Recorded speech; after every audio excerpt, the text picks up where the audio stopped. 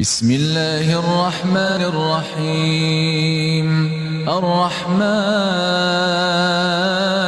علم القرآن، خلق الإنسان علمه البيان. الشمس والقمر بحسبان، والنجم والشجر يسجدان.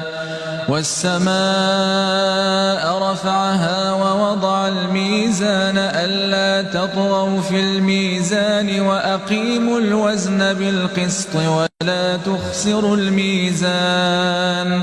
والأرض وضعها للأنام فيها فاكهة والنخل ذات الأكمام والحب ذو العصف والريحان. فبأي آلاء ربكما تكذبان؟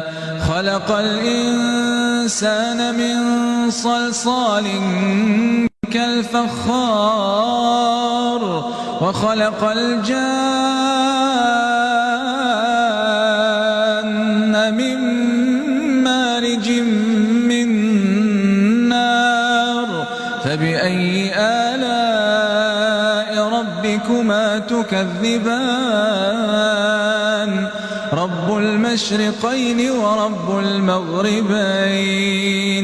فبأي آلاء